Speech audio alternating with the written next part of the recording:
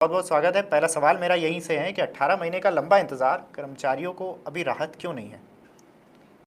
Ji Tanmay ji, thank you so much. और देखिए, कर्मचारी संगठन और हमारा all India NPS employees federation जिस दिन डियरनेस अलाउंस 50% हुआ था 2024 में, तब से हम मांग कर रहे हैं कि तात्कालिक राहत के तौर पर, जो हमारा अंतरिम राहत जिसे हम कहते हैं, ठीक। उसके तौर पर 50% डीए को बेसिक सैलरी में मर्ज कर दे। हालांकि वो प्रक्रिया अभी तक अपनाई नहीं गई है, लेकिन और उसके साथ साथ चूंकि पे कमीशन बिठाने की हमारी डिमांड चल ही रही थी। खैर, जो भी है, 2025 में नवंबर तक आते आते भारत सरकार ने पे कमीशन का गठन कर दिया और अप्रैल में पे कमीशन ने अपनी बैठकें भी शुरू कर दी।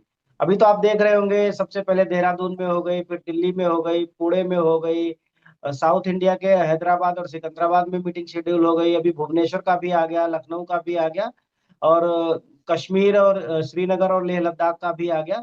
तो अभी पे कमीशन अपना लगातार काम कर रहा है। और देखिए, जो पे कमीशन को जो टास्क दिया गया है, तो पे कमीशन उस टास्क के बाहर नहीं जाएगा। पे कमीशन ये नहीं कहेगा कभी कि मतलब जो है अभी तत्कालिक राहत के तौर पर 50% डीए को मर्ज कर दिया जाए। पे कमीशन का दायरा फिक्स है, जो गजट में निकला है, जो सब्जेक्ट दिए गए हैं, वहां पर 9 पॉइंट दिए गए हैं, तो उसी आधार पर पे कमीशन अपना काम करेगा। तो अभी ये जरूरी है कि सभी कर्मचारी संगठन, कर्मचारी इंडिविजुअल्स, या हाई कोर्ट या सुप्रीम कोर्ट या फिर जो यूनियन टेरिटरी के कोर्ट्स हैं, डिस्ट्रिक्ट ठीक। कोर्ट्स हैं, उनके संगठनों से ये अपील हमारी भी है, और लगातार पे कमीशन भी कर रहा है। उनके पास अपना रिप्रेजेंटेशन रखिए, ज्यादा से ज्यादा सुझाव रखिए, उनसे मिलिए। ये इंपॉर्टेंट है। पेज कहाँ फंसा हुआ है? पेज कहाँ फंसा हुआ है? नहीं नहीं, पेज, देखिए, पेज तो सारा पावर तो सेंट्रल गवर्नमेंट के पास बिल्कुल है, सर। कैबिनेट के पास है, फिनेंस मिनिस्ट्री के पास है। काफ़ी दिनों से ये काफ़ी दिनों से ये क्लियरेंस नहीं मिल रहा था। फिर अभी जो है, अब कर्मचारियों को जो इंटरिम राहत है वो चाहिए, रिलीफ चाहिए। इसको लेकर भी आपने मुद्दा उठाया ही था कि इंटरिम रिलीफ अगर पहले मिल जाए तो जो सरकार पे बोझ बाद में आएगा वो धीरे धीरे कम हो जाए। तो ये कैसा सिनारियो क्या बन रहा है इसका? जी जी, तन्मय जी, देखिए, हमने ये इस बात को कई बार कहा है कि fitment factor, suppose that fitment factor कुछ आता है, 3 आता है, 4 आता है, कुछ भी आता है, तो हम ये कह रहे हैं कि अभी जनवरी 2026 से, चूंकि जनवरी 2026 से पे कमीशन ऑलरेडी शेड्यूल्ड है, जी। हमें जनवरी 26 से बड़ी हुई सैलरी मिलनी चाहिए थी। अब वो डिले हो रहा है। डिले होने का मतलब है देना तो सरकार को 1 जनवरी 2026 से ही है। तो 1 जनवरी 2026 से जो भी फिटमेंट फैक्टर के अनुसार जो सैलरी बनेगी, उसका हमें एरियर देगी सरकार। नियम तो ये कहता है। हम ये कहते हैं कि एरियर कम से कम देना पड़े, इसके लिए 1 जनवरी 2026 को फिलहाल 60%, जो 60% डियरनेस अलाउंस है, इसको आप बेसिक सैलरी में मर्ज कर दीजिए, और फिर जितनी सैलरी बनी आप हमें देना शुरू कर दीजिए। तो इससे क्या होगा कि जब पे कमीशन मतलब जो रिपोर्ट आ जाएगा, वो रिपोर्ट लागू हो जाएगा, वो भले 2027 में हो, जनवरी से हो, या मार्च से हो, या अप्रैल से हो, तो उस समय जो एरियर बनेगा, वो एरियर कम देना पड़ेगा, क्योंकि 1.6 का फिटमेंट फैक्टर हम ले चुके होंगे, उसके ऊपर का जितना बचेगा वो बचे देना रहेगा। तो सरकार पे अगर देखा जाए तो एरियर का लोड कम हो जाएगा। जी। ये डीए को बेसिक से जोड़ने वाला जो फॉर्मूला है आखिर काम कैसे करेगा? ये देखिए, ये बड़ी सिंपल सी बात है। फिटमेंट फैक्टर ऐसे समझ लीजिए कि अभी डियरनेस अलाउंस 60% है। सपोज दैट किसी की सैलरी, बेसिक सैलरी 100 रुपए है, तो डीए मिलाकर के 160 रुपए बनता है। और बेसिक पर ही टीए मिलता है, बेसिक पर ही एचआरए मिलता है। तो टीए और एचआरए को भी हम छोड़ देते हैं, तो 160 रुपए तो उसका सैलरी बन ही रहा है ना। हम ये कह रहे हैं 160 जो अलग अलग है, 100 और 60, इसको मर्ज कर दीजिए, तो 160 रुपए बेसिक हो गया। अब ठीक। डीए जो नया आएगा, सपोज दैट 2% आएगा, तो 160 रुपए पर 2% हमें डीए, 3% डीए, इस तरह से हमें देना अगर शुरू करेंगे, तो कुछ तत्कालिक राहत के तौर पे कर्मचारियों को कुछ बढ़ी हुई सैलरी मिल जाएगी। करीब करीब 7-8% का फर्क इससे पड़ जाएगा। तो उससे क्या होगा, लोगों को राहत मिल जाएगी। सरकार जब फिटमेंट फैक्टर देगी, तो उस समय मान लीजिए कि फिटमेंट फैक्टर आया 3, तो 3 फिटमेंट फैक्टर पर हम 1.5 पहले ले चुके हैं, तो 1.5 ही बचा। कहने का मतलब है कि मतलब जो है, 3 पहुंचने के लिए हमको क्या करना पड़ेगा, 3 से मल्टीप्लाई करना पड़ता। डेढ़ हमने पहले कर दिया, तो 2.5 ही बचा ना। तो इस तरीके से हम उसको, डिफरेंस कम हो जाएगा और सरकार पर लोड कम पड़ेगा। अगर एचआरए और ट्रांसपोर्ट अलाउंस को अगर हम करें, उसमें देखें तो क्या असर पड़ेगा इसका बेसिक से? देखिए, एचआरए क्या है? एचआरए तो डियरनेस अलाउंस के साथ जुड़ी हुई व्यवस्था है। अभी एचआरए जो था सेंट्रल गवर्नमेंट में, वो तीन तरह का है। जी। एक्स सिटीज, वाई सिटीज और जेड सिटीज। तो जो मैक्सिमम एचआरए है, मैक्सिमम एचआरए तब पहुंचता है जब डियरनेस अलाउंस कम से कम 50% हो। अगर डियरनेस अलाउंस 50% है तो इन तीनों तरह की, तीनों कैटेगरीज की जो सिटीज हैं, उनमें 10%, 20% और 30% एचआरए रहता है। जब 50% से कम हो जाता है एचआरए, लेकिन 25% से ज्यादा होता है, तो फिर वो चलता है 9%, 18% और 27%। जब 25% से भी डियरनेस अलाउंस कम होता है, तो एचआरए चलता है उससे भी कम, यानी 8%, 16% और 27%। तो जैसे ही डीए को मर्ज करेंगे, तो एचआरए भी 10, 20, 30 से घट के क्या हो जाएगा? 8, 16 और 24 हो जाएगा। तो ये इस तरीके से चलेगा। तो लेकिन कर्मचारियों को उसमें फिर भी कुछ राहत मिल जाएगी कि उन्हें बढ़े हुए बेसिक सैलरी सैलरी पर एचआरए मिलेगा। ट्रांसपोर्ट अलाउंस भी, ट्रांसपोर्ट अलाउंस अलग अलग जो पे बैंड है उसके हिसाब से फिक्स है।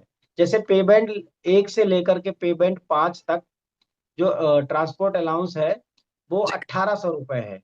1800 प्लस जितने परसेंट डीए है, उतना परसेंट डीए। जैसे 60% डीए है, तो 1800 प्लस 1800 का 60% और जोड़ दीजिए, ये ट्रांसपोर्ट अलाउंस बनता है। उसके बाद 3600 है अगले पे बैंड में, और उससे उसके बाद फिर 5400 है, फिर 7200 है। इस तरीके से मतलब ट्रांसपोर्ट अलाउंस है। तो ट्रांसपोर्ट अलाउंस तो बाद की बात है, उसको अपडेट करना वो पे कमीशन का काम है। लेकिन कम से कम बेसिक सैलरी अपडेट हो जाएगी, एचआरए अपडेट हो जाएगा, डियरनेस अलाउंस अपडेट हो जाएगा, तो लोगों को कुछ राहत मिल जाएगी इससे। वर्तमान की स्थिति क्या चल रही है, मतलब इट पे को लेके अभी हाल फिलहाल से क्या कुछ चल रहा है? सरकार इस पे जिस तरीके से अलग अलग जगह पे इसको लेकर मीटिंग्स हो रही हैं, अभी करंट सिनारियो क्या है? नहीं, देखिए, अभी तो मीटिंग्स चल रही है। पे कमीशन का को 18 महीने टाइम दिया गया है। जी। हम लोग रिक्वेस्ट कर रहे हैं कि आप 18 महीने समय मत लीजिए, बल्कि इसको कम समय लेकर के 18 महीने में, तो आपकी रिपोर्ट सबमिट हो जाने के बाद हमको मतलब जो है सरकार का अप्रूवल मिल जाए 18 महीने में। तो हम तो, हमारी तो डिमांड यही है। हम लगातार पे कमीशन से डिमांड करते आए हैं कि आप 200 दिन में रिपोर्ट तैयार कर लीजिए। जी। डिजिटल जमाना है, सारा कुछ डेटा वो डिजिटल ले रहे हैं। कोई भी डेटा वो इन हैंड नहीं ले रहे, कोई भी डॉक्यूमेंट्स अपने हाथों में नहीं ले रहे, सब कुछ डिजिटल है। यहाँ तक कि अगर आप अपील भी करते हैं वो भी डिजिटल है। सारा कुछ मेल सिस्टम से है। और जहाँ वो उन्होंने एक प्लेटफॉर्म, एक वेबसाइट बनाई है, जी। जहाँ पर सारी चीजों को रिपोजिट किया जाता है, इकट्ठा हो रहा है, तो उनके पास पूरा सिस्टम है। तो जो लोगों की डिमांड आई है उसको स्टडी करना आसान है। कल के मुकाबले जो 2016 में किया गया होगा, सारी चीजें मैनुअल नहीं होंगी। तो अभी 2026 की जो चीजें हैं वो काफी डिजिटलाइज्ड हो चुकी है, बहुत आसान हो गई है प्रक्रिया। तो इस रिपोर्ट को और जल्दी बनाया जा सकता है। हमारी पे कमीशन से बार बार ये गुजारिश रहती है कि आप लोग दिसंबर तक पे कमीशन की रिपोर्ट को अगर सबमिट कर देंगे, तो कर्मचारी और पेंशनर्स को जनवरी, फरवरी, मार्च, अप्रैल से किसी महीने से सरकार की मंजूरी के बाद बढ़ी हुई पेंशन और बढ़ी हुई सैलरी मिलने लग जाएगी।